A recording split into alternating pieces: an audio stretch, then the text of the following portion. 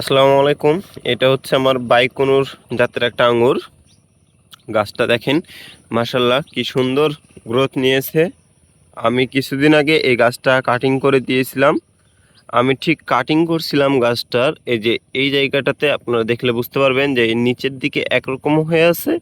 আর এই কাটিং করার পর আমি যদি পাতাটা কেটে দিই, এই যে নিচে কাটিং করার পর এই জায়গা থেকে কি সুন্দর অনেক মোটা হয়ে গ্রোথ নিয়েছে এবং উপরে অনেক সুন্দরভাবে চলে যাচ্ছে। দেখেন কি সুন্দর গ্রোথ আছে।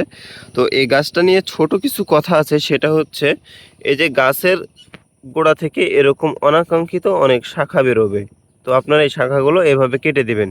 এই শাখাগুলো কেটে দিলে কি হবে, অনেকের কাটতে মন চাইবে না, কিন্তু এগুলো যদি কেটে দিই তাহলে গাছের গ্রোথ ঠিক থাকবে। আর এগুলো যদি না কাটি রেখে দিই তাহলে গাছ কিন্তু ঠিকভাবে আর গ্রোথ করতে পারবে না। এই যে এখানে দেখুন আরেকটা আছে, আমি এটা কেটে দিব। এই যে এরকম ভাবে যদি কেটে দিই, গাছটাকে মেন একটাই নিয়ে যেতে হবে। এই যে এখানে দেখুন আরো একটা বড় হয়ে গেছে, আমি এটাও কিন্তু কেটে দেবো। এরকম ভাবে কেটে দিলাম। এখানে এখানে আরেকটা আছে, আমি এটাও ঠিক কেটে দেব।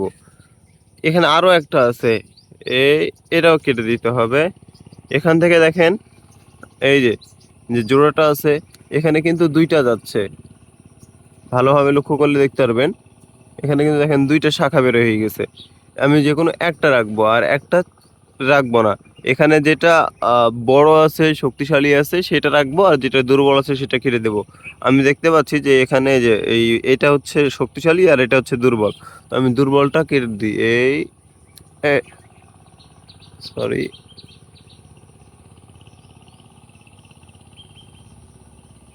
এই যে কেটে দিলাম।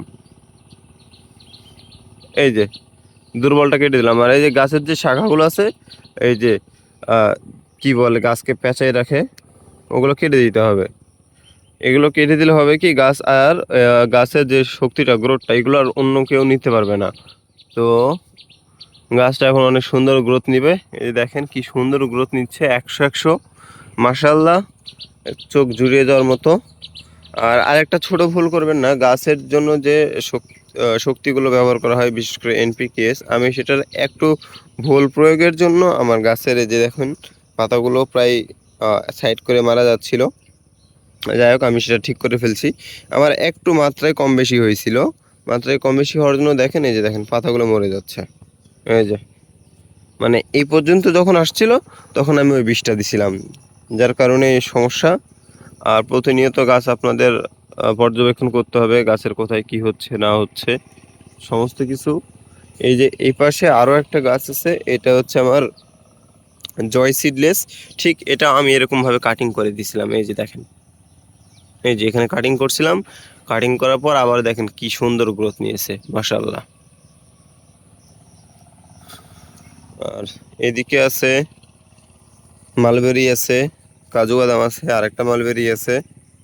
তো ধন্যবাদ, দেখা হচ্ছে পরে কোনো একটা ভিডিওতে। আল্লাহ হাফেজ।